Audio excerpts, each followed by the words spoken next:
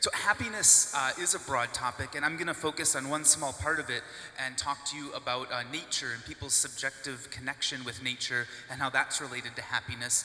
We study other things in the Happy Lab, and I hope there'll be some time for questions at the end, and I'd be happy to answer broader questions about happiness too, to the best of my ability. So if we think about Canada today, we are wealthy, we are technologically advanced, and we are pretty happy. If you look at cross-national comparisons, Canada actually does pretty good, but things are not as good as they could be. We're also insecure, both in our economy and perhaps psychologically. Many of us are stressed, we feel overworked. Rates of depression in Canada, like most industrialized places, are actually going up. They're quite high. They're not getting better with all our wealth and advancement.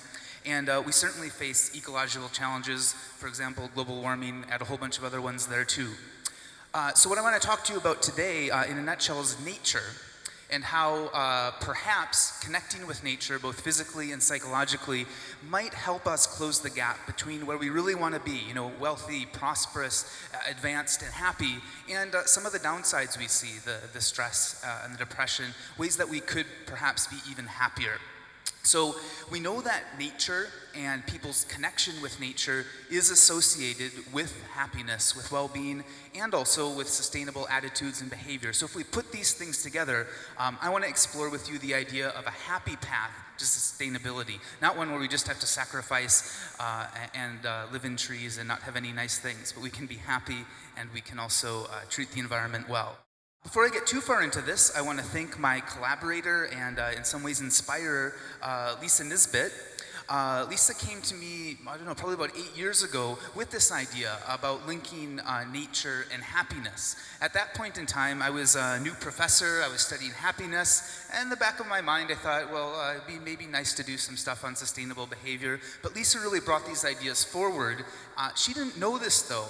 She didn't know about an experience I had a few years earlier that had already lodged this idea in the back of my mind. I was living in St. Louis at the time. This was the late 90s, and recycling was really difficult.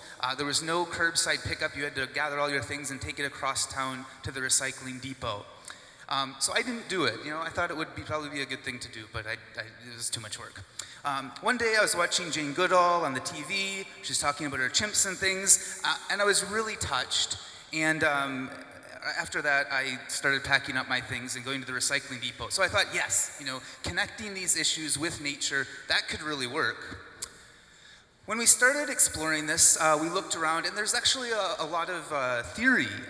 One of the ones that we use to frame a lot of the things we study is E.O. Wilson's biophilia hypothesis. E.O. Wilson is a sociobiologist, and he focuses on our evolutionary history and how that might shape our current psychology and health. So we evolved in environments that are a lot different than the one that we live in now. When we show up with our fancy smartphones and briefcases, we're still afraid of things like this much more than things like this. So we're biologically prepared to fear spiders, even though mishandling either one of these things could lead to problems.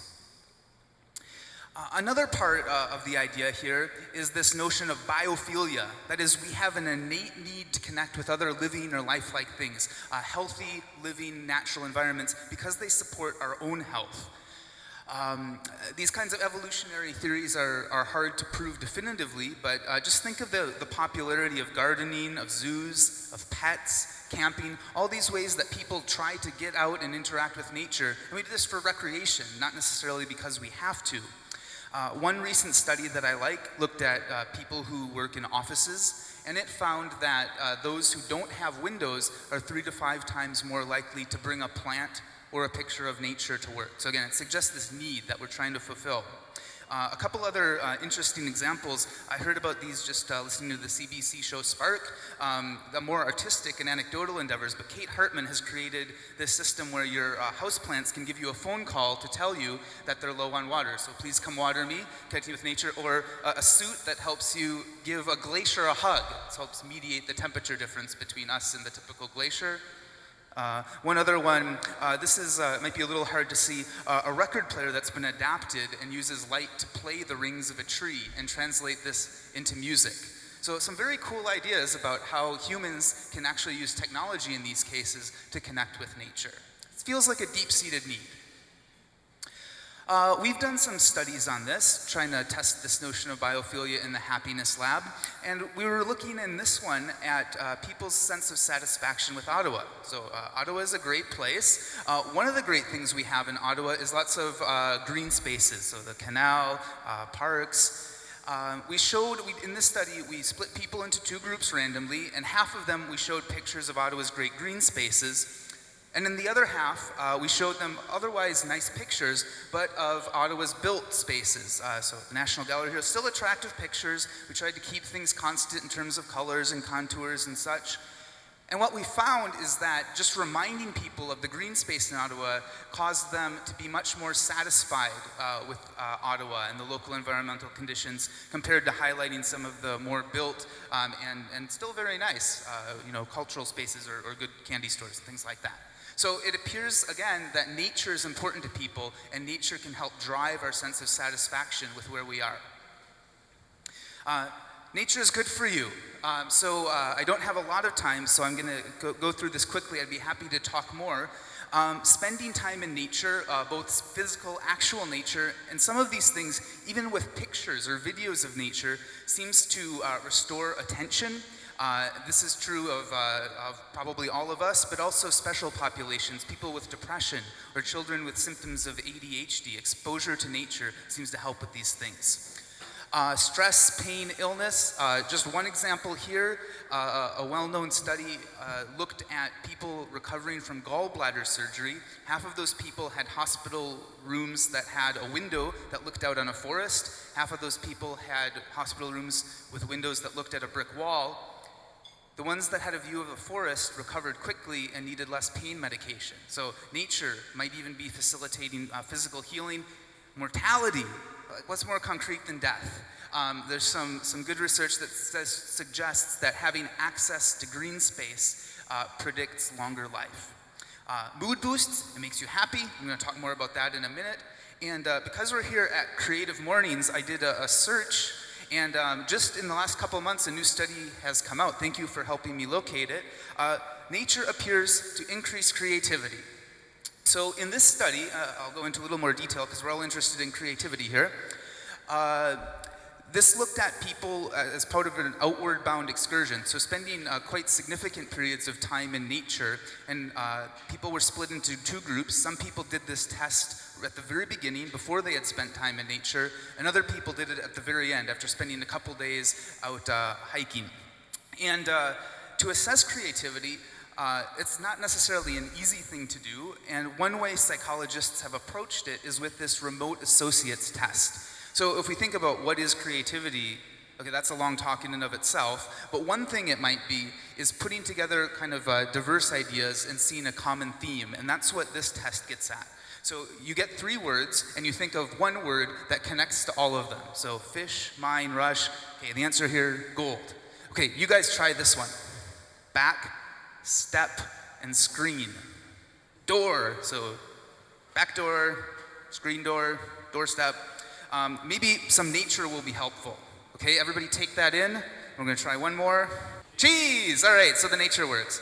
I kind of tricked you. The last one is actually really easy compared to that one. The finding is nature seems to promote performance on this remote associates test. Nature is also good for people around you. You want your neighbors to be in nature. Studies in housing projects in Chicago find that the ones that just have a couple trees in front, people are less aggressive, they report less aggression, and if you look at just objective data, lower rates of crime. We started working on this in the lab too, exposing undergraduates to nature by video or with plants, and we find that when we do that, they're more generous, they're more trusting, they're more likely to cooperate with one another. So it looks like nature is not only good for us, it makes us more pro-social. At the same time, in our modern living environments, there's a lot of disconnection from nature. Estimates say that most of us spend 90% of our time indoors. And given all these good things that nature is associated with, this disconnection might be bad for us. It might be making us unhappy and unhealthy. Another thing it might be doing, if we're not connecting with nature, we're not recognizing nature, we might be less inclined to protect it. If we're not connected to it, why do we care? And this could lead to still yet more disconnection. So this is a bad cycle we may have gotten ourselves into. We've been looking at these ideas, again, with the Happy Lab. We're actually getting people out of the Happy Lab, taking them on walks. Carleton's campus has some great urban nature. We have the river, we have the canal, we have trees. And so what we do is we randomly assign people to walk either outdoors in this urban nature, or to walk completely indoors through the buildings. We have a tunnel system there. You can walk for 20 minutes without ever going outside, which sounds nice on a very cold day, but we'll see, maybe it's not so good after all. Basically, we just ask people how they feel afterwards. And in one other twist, we ask some people to tell us how they feel afterwards. We ask other people to predict, how do you think you'll feel after taking this walk, either indoors or outdoors? And we tell them exactly what they're gonna do. So here, example of the outdoor path. Indoor path, the tunnels, obviously less attractive. Not surprising then, if you've ever been outdoors or in the tunnels, people report a lot more positive emotions when they walk outdoors and less negative emotions. It looks like a small difference, but it's actually really reliable across a lot of studies. One of the interesting things, though, is if you are walking on Carleton's campus, even on a nice day, you'll notice a lot of people in the tunnels. And we thought, well, why is this? Maybe it has to do with this disconnection from nature, and people don't realize how much better it would be to walk outside. And we found some evidence for this. So if we look at people who are walking outdoors, they predict feeling a lot less positive emotions than they actually experience, and we find the reverse for indoors. They think that will be better than it turns out to be. So it turns out that taking a short walk in urban nature makes you feel pretty good, and people tend to underestimate this. Again, it's hard to test these evolutionary theories, but it's consistent with this idea that we've become psychologically disconnected from nature. We've done these studies in a few ways. It works even if I say, okay, predict how you think you'll feel, and now take the walk, and now tell me how you feel. So even knowing what you just said, it still happens. We've tried to boost the effects of these nature walks with a brief mindfulness instruction. So asking people to kind of take things in with their senses and feel the breeze on their skin and promote an immersion in this way. And that seems to also boost the effect, which I've recently come across this Japanese notion of Shinrin Yoku, and it's actually the Japanese government promoting this, go out into the forests. It translates roughly as forest bathing. Take it all in with your senses, and then the idea is that this will promote health. So one useful takeaway from the talk today, go take a walk in nature. It may make you feel good and may make you feel better than you think it will make you feel. I want to shift gears slightly now from actual nature, spending time, hugging a tree, to our psychological connection, to our subjective connection with nature, what we call nature relatedness. And this is actually one way that it can be measured, and I like it because it's kind of visual and conceptual. If you think of yourself as one of these circles and nature as the other circle, we can ask people to indicate to us, how connected are you to nature? How much does your self overlap with nature? Are they two separate things, or are you really one? Are you deeply connected with nature? To flesh it out a little bit more than these circles, we've also developed a self-report questionnaire, the Nature Relatedness scale. We're trying to assess the emotional, the cognitive, and the physical relationship with nature. It's 21 items long, and we ask relatively straightforward questions. So I feel very connected to all living things in the earth. I take notice of wildlife wherever I am. I enjoy being outdoors, even in unpleasant weather. So in working with this questionnaire, we wanted to see, well, is it associated with the kinds of things we would expect based on the biophilia hypothesis, based on our notions about how feeling connected to nature might be a really good thing. And in short, it does. So people who score high in nature-relatedness are more likely to be vegetarian, more likely to have pets, participate in environmental organizations, purchase organic and free trade. We've done studies where we try to track every moment of people's lives, which sounds a little bit creepy, but we ask them to report many times, what have you been doing? What have you been doing? What have you been doing? It turns out people high in nature-relatedness spend more time outdoors, more time in nature, as we would expect. We found in some of these camping and walking studies where we take people outdoors or indoors, the people high in nature-relatedness are especially peeved, lots of negative emotions when we make them walk indoors, and especially happy when we get them outdoors. So they seem to be more reactive to that difference. We've done some lab studies where we asked folks to sign a petition supporting expanded recycling in Ottawa. This was a few years ago when it was much worse. People high in nature-relatedness were more likely to do that. Perhaps least surprisingly, having a strong sense of connection with nature is also associated with more standard environmental attitudes, just believing that people should do good things for the earth and that we have environmental problems. But interestingly, if we statistically control for these other beliefs that we should do things for the environment, having a strong sense of connection is uniquely predictive. That is, there's something about having this subjective connection that allows you to understand people's ecologically relevant behaviors in their time outdoors better than just these environmental attitudes. You guys came here to hear about happiness, so that's where we are now.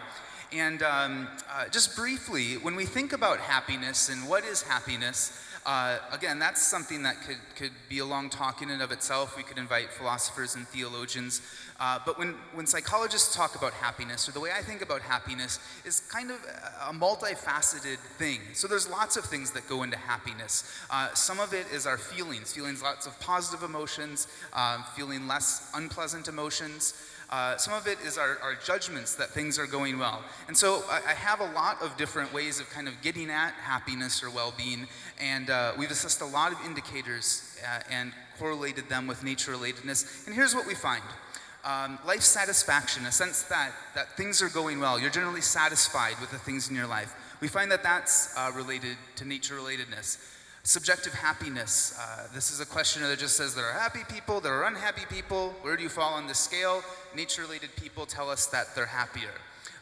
We see the biggest effects and the most consistent results with some of these positive emotions, particularly these high-energy positive emotions. So feeling enthusiastic and peppy, full of energy. Also, some more specific emotions that are perhaps obviously related to nature, we see also with nature-relatedness. So having a sense of awe in daily life, a sense of fascination, curiosity. Perhaps this is a little surprising to us. We don't see very strong relationships with the negative things. That is, nature-relatedness seems to facilitate these positive emotions and is kind of less related to things like depression symptoms and negative affect. Taking a little bit broader view of well-being, we can think of adaptive psychological characteristics that maybe aren't the feeling good, but are still good things to have. So people high in nature-relatedness also have a stronger sense of personal growth, of autonomy, of purpose in life, and feelings of vitality. So similar to those energized positive emotions. I'll just say briefly, we've looked at these happiness indicators and compared it to other environmental attitudes, other ways of being connected to our family and friends. And again, there seems to be something special and unique about our connection with nature that can't be explained by these other things. So, I've tried to convince you that nature-relatedness is associated with lots of good things, sustainable attitudes, happiness, well-being. So we wondered, could we increase it? The answer is definitely in the short term. So again, I'll go back to these campus walks. If there's one message, it's go take a walk in nature. We find that in the short term, quite a substantial difference. Just getting outside in urban nature makes you feel more connected to it. If we do the statistical modeling, this is kind of the happy path to sustainability. That is, the difference we see in happiness seems to feed forward into differences in subjective feelings of connectedness with nature. At the same time, this is a short-term thing and it's fleeting, and this is not going to save the planet. So we're wondering, could we increase nature-relatedness in a more long-term way? And we're really just getting started with this, but we have one study that's kind of suggestive. So can we increase long-term nature relatedness? We looked at courses at Carleton, and we reasoned, well, some of these courses actually have a lot of content that's nature related. So geography classes, biology classes, environmental studies, natural history, learning more about the nature that is around us. And this in turn might facilitate an interest, knowledge, maybe even going outside. And so we thought, well, maybe people who take these courses, their nature relatedness would increase over time, which seemed reasonable. Then we kept thinking, well, if their nature relatedness increases, what else should go along with that? Well, I guess their environmental attitudes, those might increase too. And their happiness? Does taking biology classes, will that make people happier? Well, it seemed odd, but that's the position we found ourselves in, following the theory to its logical conclusion. So we measured these things too, sustainable behavior and attitudes and well-being. When we did this study, we found that people who take environmental studies classes compared to like psychology classes or English classes actually were a lot more connected to nature to start out with. But even over time, it seemed to increase a bit. And so taking these classes was related to changes in nature relatedness over time. And perhaps even more surprising or impressively, it was related to these feelings of vitality and sustainable attitudes and behavior. So again, not every happiness indicator we looked at followed this pattern, but given that we're looking at biology classes versus psychology classes, I think this is encouraging, and we may be able to come up with more targeted nature relatedness interventions that have bigger and more pronounced effects on happiness. So, to this point, I basically tried to convince you that exposure to nature, having a strong subjective connection with nature, these things are related to both happiness and sustainable attitudes and behaviors. And so if we put them together in the right way, I think there could be a happy path to sustainability. We have more things to look at, but I want to just talk briefly about a couple implications I see. One of them is with urban design, and again, I'm not the first person to suggest this, but I think our research very much supports this idea of having urban green spaces, green commuting corridors where you could walk or bike and get a dose of nature in your daily life without having to go out to the park. You all can make personal choices. Go for a walk in nature. And then one other thing that we're exploring is messaging. So could we use this association to facilitate more pro-environmental behavior? I see some of this already. So this is a photo from the San Francisco Bay Area. It says, no dumping flows to bay. This is just above the sewer. So it's kind of explicitly telling people what you do here affects nature. We are connected to nature. There's a bird here, don't hurt the bird. We're doing a project now on campus where we're comparing different kinds of messaging. So for the love of nature, there's a logo at the bottom. It says, lug a mug, take a reusable coffee mug. And again, trying to explicitly connect the fact that if you aren't using a paper coffee mug, that tree lives and then you can hug it. So in the end, I think that there's some promising evidence, some good ideas that suggest that if we could get people out in nature, we could have both happy people and a happy planet. Thank you. All right, guys, so we're now heading to the last little home stretch here of Q&A. We'd like to welcome Ryan Saxby-Hill of Apartment 613, who wrote a fantastic article leading up to the event today. Also, he works with Canada Foundation for Innovation, which funds the Happiness Lab at Carleton. So they've got a vested interest in what's going on here with Dr. Zelenski. So Ryan, without further ado, Q&A time. I will take the executive prerogative of asking the first question, though, to get things started. So I'm wondering a bit about, everyone here sort of lives in Ottawa, maybe urban dwelling individuals. Are there other sort of stratifications that affect nature relatedness? So urban, rural, age, gender, anything else you find interesting? Yeah, that's a great question. So in terms of, we've been asking questions about where did people grow up, and the notion was, well, if you grew up outside of the city, maybe you're more nature related. And that hasn't come out as strongly as we thought it would. There's not a huge difference. We've looked at gender. It turns out that women tend to be slightly more nature related than men on average. We've looked at nature relatedness in terms of just other personality characteristics, and people who are nature related tend to be more open to experience, oftentimes a bit more agreeable, And some of the other major traits, a little bit less consistently related. So the question is whether or not nature and happiness is linked also with seasonality. This isn't something we've been able to explore in a lot of detail, so what I'm going to say is largely speculative. But when we have done this research, for example, this education study, we did it in the fall term at Carleton, and there was a trend, an overall trend in the data that over this period of time, nature-relatedness was decreasing and happiness was also decreasing. So I don't want to bum you out now that we're in the middle of winter. And I also don't want to say with great confidence that there are huge seasonal variations in mood. A lot of times I think the association between mood and weather or season is exaggerated. So it's very salient, and like it's sunny and I'm happy, so I think of that. But there's so many other things in our lives that are more important to our mood that weather or season is probably a pretty minor contributor overall. The question was about the level of interaction with nature, and does that have an effect? The answer is yes. So a more intimate or immersive experience with nature does seem to have a bigger effect. So there's like a dose-response curve there. So some of this technological natures, you can kind of simulate a view of a forest by putting an LCD screen, and that seems to be helpful to people, but the effects don't seem to be as big as an actual window. So we should save the real nature, not just take pictures of it. And it's also the case that when we do these studies, if we give folks immersive instructions to really try to get into it, to feel it, to experience it with all their senses, we find bigger results. So you're talking about the connection and experiences with nature being correlating to happiness. I can't think of anyone who could be more disconnected from that than an astronaut. It's a really small subject group, but they're profiled psychologically really tensively. So has anyone connected this disconnect from nature to astronaut unhappiness and things like that? Are they working on ways to simulate it?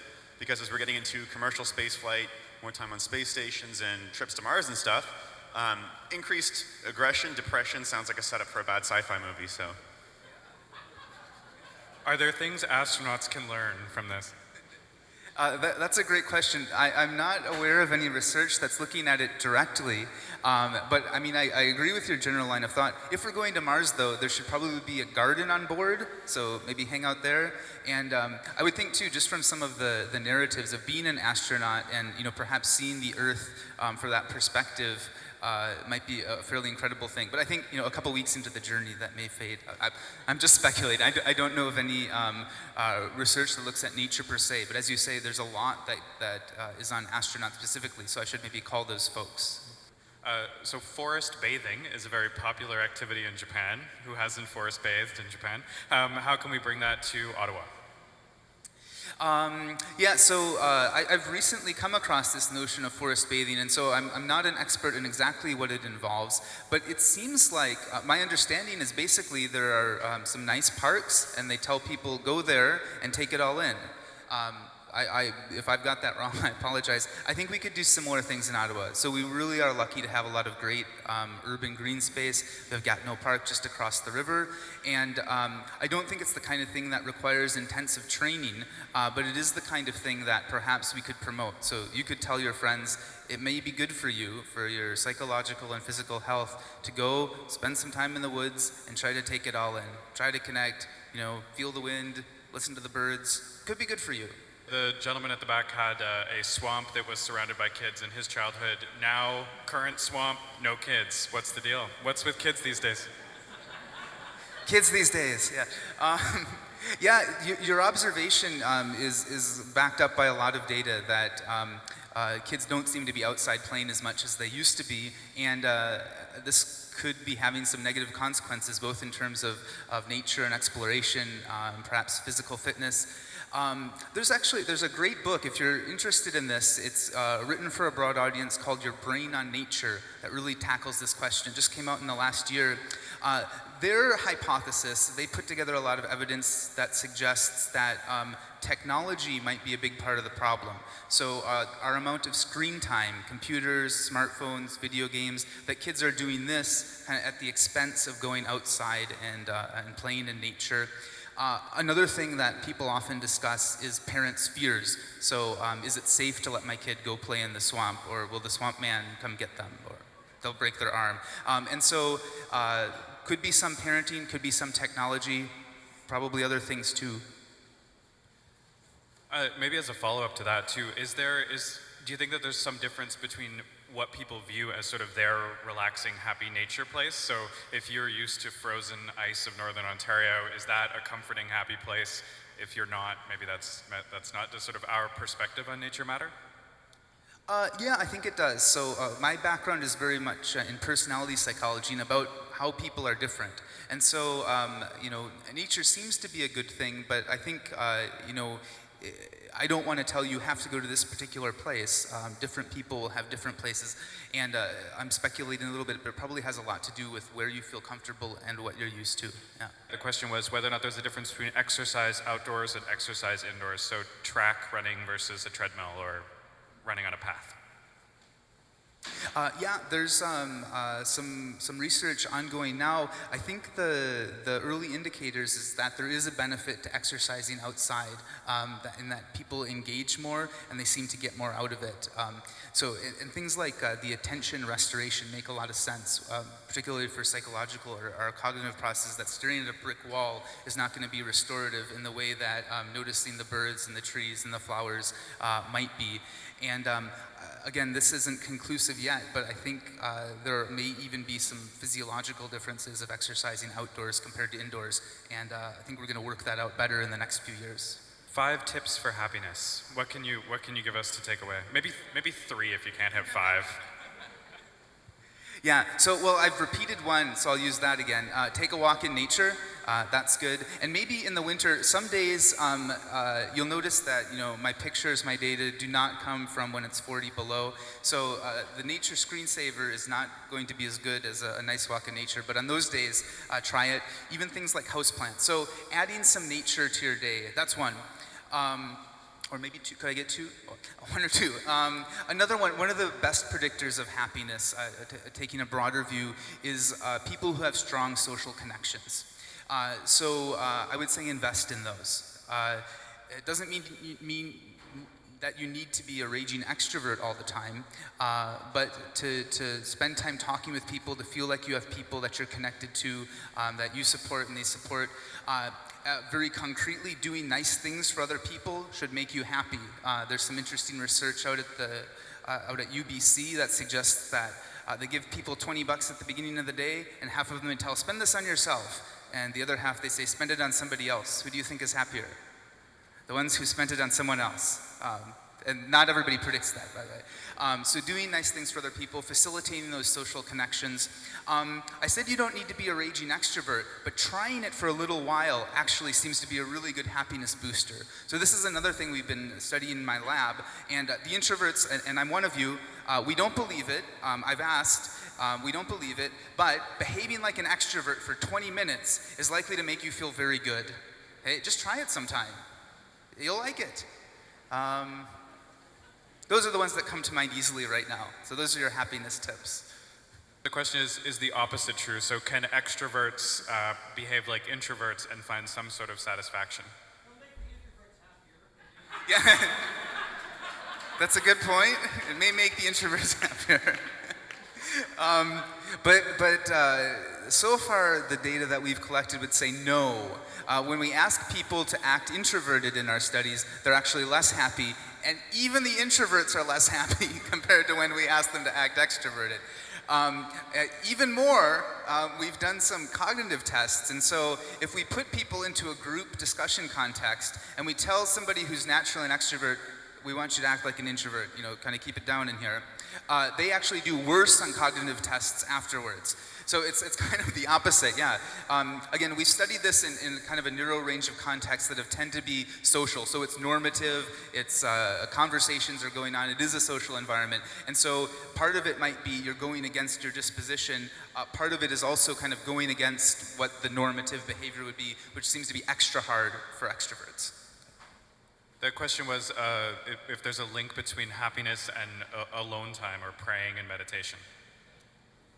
Yeah, in part, this can depend on what we mean by happiness. So this extroverted flavor of happiness is these kind of high energy, enthusiasm, and feeling peppy and feeling great.